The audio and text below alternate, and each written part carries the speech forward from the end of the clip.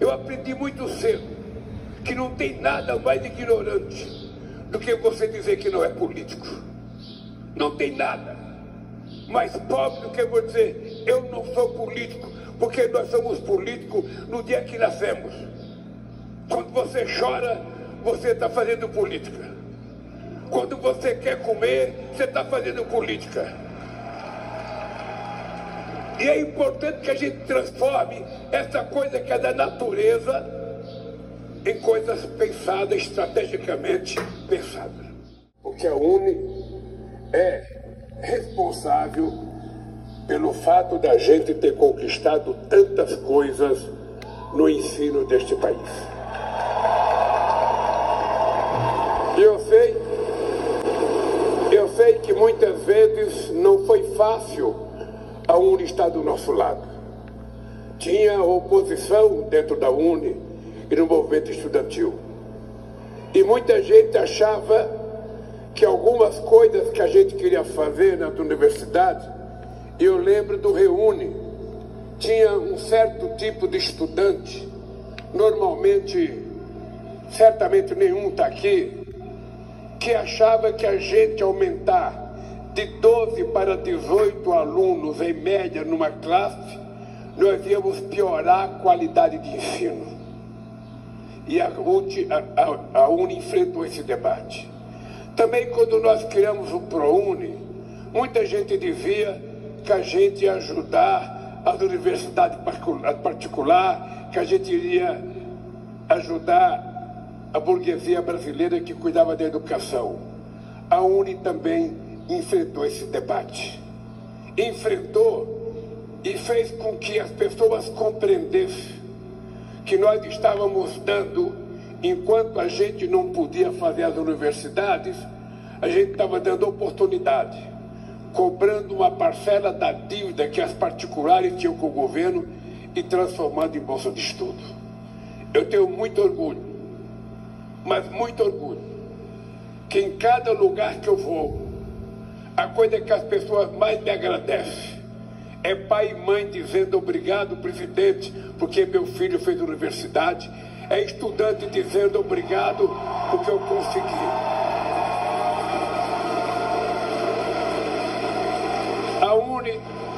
A UNE também me ajudou muito quando nós resolvemos fazer com que o FIES funcionasse de verdade.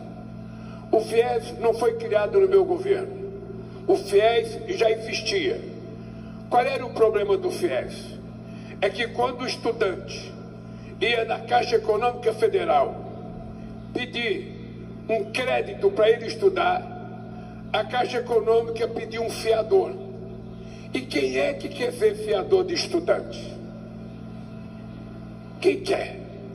Na fábrica, quando a gente vai precisar de um fiador, você chega num amigo teu, companheiro, eu estou mudando de casa, eu fui despejado de outra casa, você não quer ser meu fiador? O cara nunca diz não. Ele fala para você, pode deixar que eu vou conversar com a minha mulher. Aí no dia seguinte ele chega e fala, minha mulher deixou. E como a gente sabia que nem pai quer ser fiador de um estudante porque o pai não tem dinheiro, nós resolvemos que o Estado iria ser o fiador dos estudantes brasileiros que fossem pegar crédito do FIES.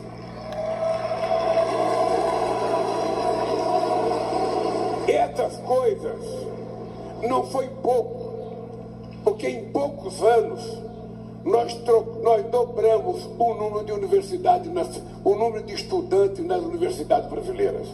De 3,5 milhões, hoje com quase 9 milhões de estudantes na universidade. É pouco, Manuela?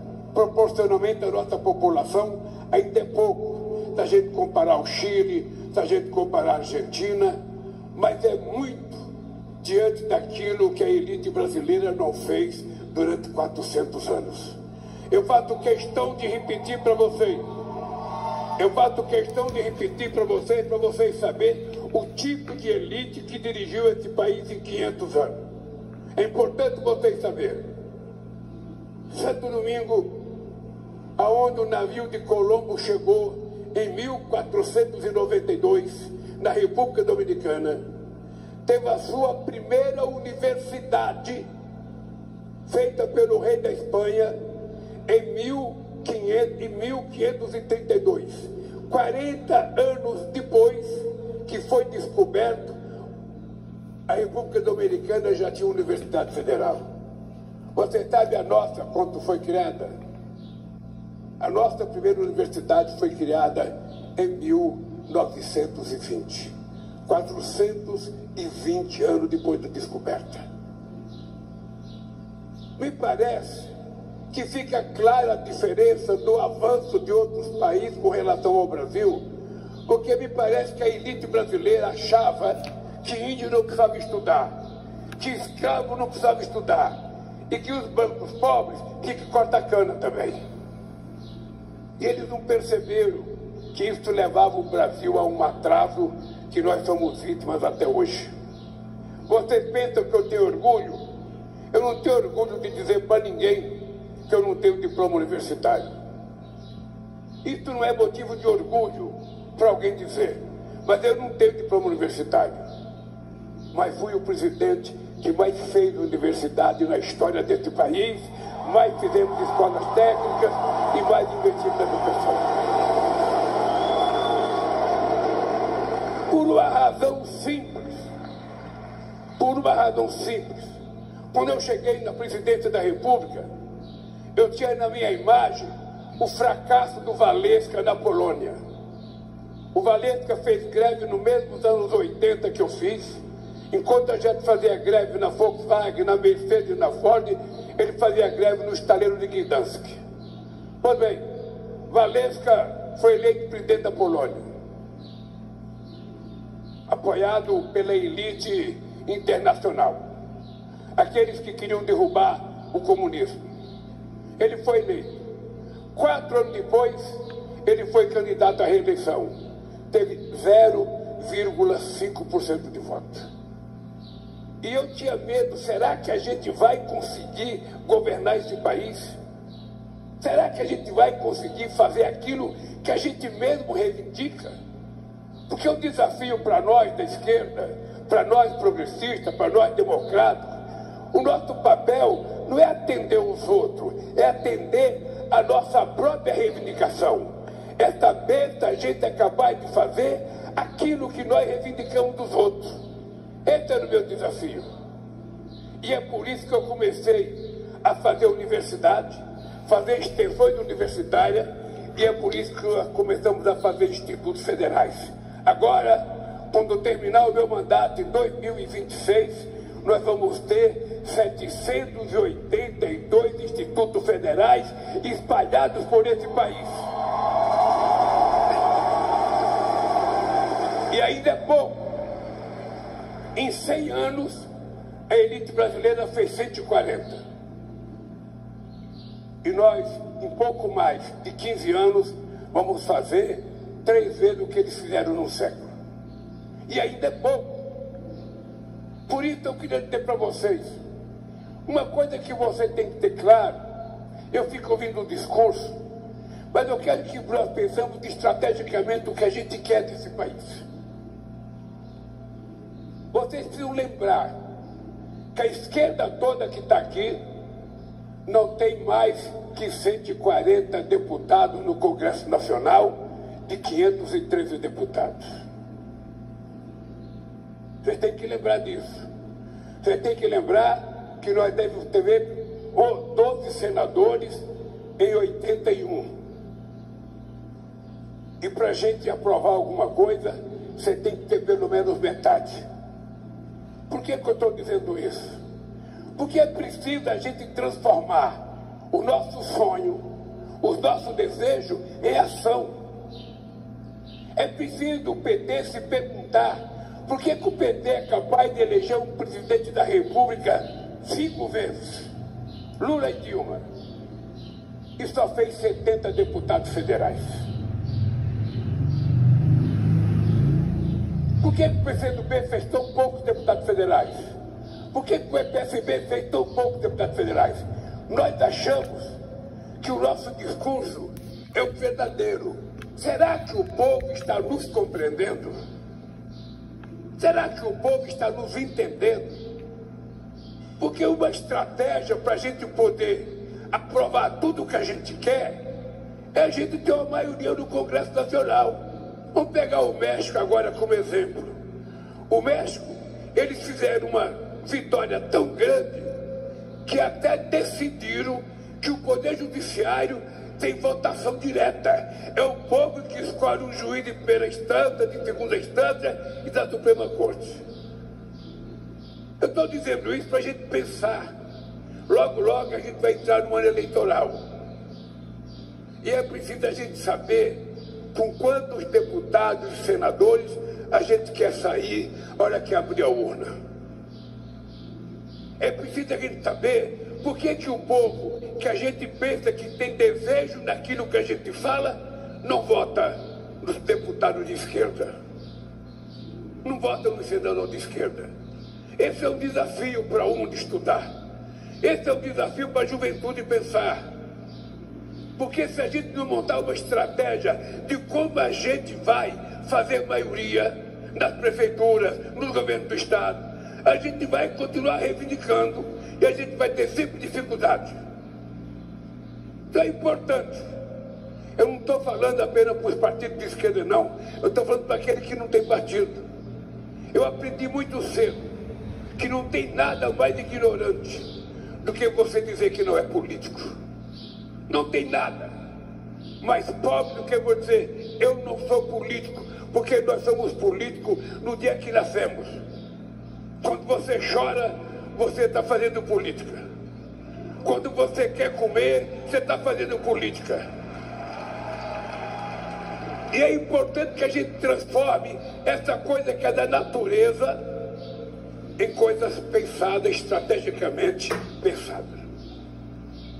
Então é importante, companheiro, você ter consciência. Vocês tiveram no governo do Lula e no governo da Dilma uma coisa que nenhum outro estudante teve na história desse país. Nenhum outro estudante. Porque, veja, não era possível. Eu disse para o Camilo, quantos ministros da educação vieram falar num congresso da UNE? Quantos presidentes vieram no congresso da UNE? Eles não vão, porque tem medo. E não atende sequer reitores. A reitora sabe de que nem ministro da Educação e nem presidente, se não somos nós, não recebe reitor, com medo de reivindicação. Pois eu queria dizer para vocês, reivindique, enquanto é tempo de reivindicar, porque a gente pode fazer com que as coisas aconteçam nesse país. Eu estava no final do meu primeiro mandato, em 2010, em Caruaru, inaugurando a Faculdade de Medicina. E estava lá o companheiro da UNE, o presidente da UNE, que eu não estou vendo ele aqui, o ex-presidente da UNE. Não, não é o Peta, não. Não é o Peta, não. É Bem, e ele falou assim para mim, ô Lula, eu não tenho mais do que reivindicar. Você já atendeu tudo. Eu falei, pelo amor de Deus, não diga isso publicamente. Prepara uma nova pauta de reivindicação. Porque enquanto a gente estiver lá, é a chance que a gente tem de transformar as coisas que a gente acha que é bom em realidade. E a gente só pode transformar se a gente for governo. Se a gente não for governo, a gente não consegue transformar.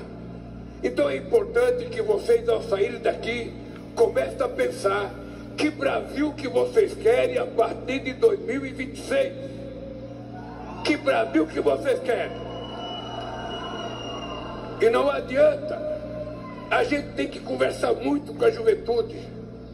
Porque a juventude ela é muito vulnerável à chamada máquina das empresas digitais. Ela é muito vulnerável. E é importante que ela consiga aprender a distinguir a mentira da verdade. Porque tem muito mais mentira do que verdade. E se a juventude não estiver ligada nessa luta, se a juventude não estiver disposta a não repassar bobagem, e a tentar fazer com que as pessoas recebam apenas coisas que sejam importantes, a gente vai fazer uma eleição com base numa guerra da inteligência artificial, e a gente sabe que o resultado pode ser nefasto. Pode acontecer no Brasil o que aconteceu nos Estados Unidos, o que aconteceu na Argentina. E nós não queremos eleger ninguém via inteligência artificial. Nós queremos eleger via inteligência humana, via compromisso de luta. Eu não quero uma sociedade de algoritmos. Eu quero uma sociedade de humanista. Eu não quero que a pessoa pense com o dedo. Eu quero que a pessoa pense com a cabeça. Eu quero que a pessoa pense com o coração. Porque nós precisamos recuperar o humanismo para o ser humano. Nós precisamos recuperar a fraternidade. Nós precisamos recuperar o companheirismo. Nós precisamos recuperar a solidariedade.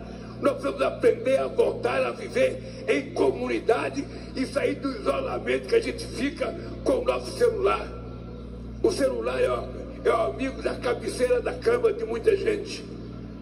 O celular é o amigo da cabeceira quando você acorda, quando você deita, quando você está almoçando, quando você vai no banheiro. É importante a gente aprender a construir companheiro de verdade, de carne e osso. É importante a gente saber que tem muita gente precisando de vocês.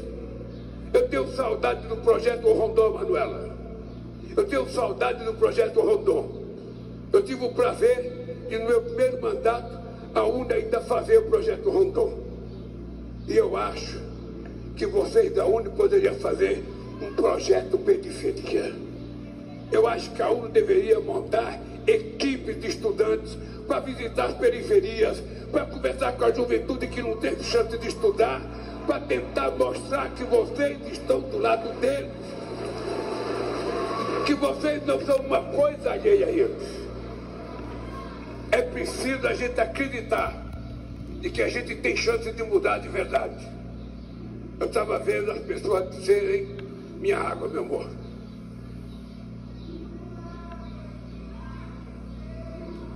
Eu estava pensando o que ia falar para vocês, e como todo mundo falou de soberania, eu falei, mas não fala soberania, mas eu vou falar. Não pense que eu não vou falar, que eu vou falar. Eu só queria chamar a atenção da forma mais carinhosa possível. Nós, se quisermos mudar o Brasil, para colocar em prática aquilo que a gente pensa, nós vamos ter que mudar de atitudes. É preciso a gente trabalhar um pouco mais. É preciso a gente se dedicar a saber o que a gente vai querer. O debate não pode ser só dentro da universidade. O debate tem que sair da universidade e ir para a rua. Então eu fico imaginando o papel que milhares de jovens como vocês, com muito conhecimento, com muita cultura, pode fazer tentando ajudar a politizar a sociedade brasileira um pouco mais, porque senão ela será enganada pelos mentirosos. Essa era a primeira coisa que eu queria dizer para vocês. Enquanto eu for presidente, Manuela, não tenha medo de fazer pauta de reivindicação, não tenha medo de cobrar, não tenha medo de nos convidar, que nós não deixaremos de visitar os congressos de vocês.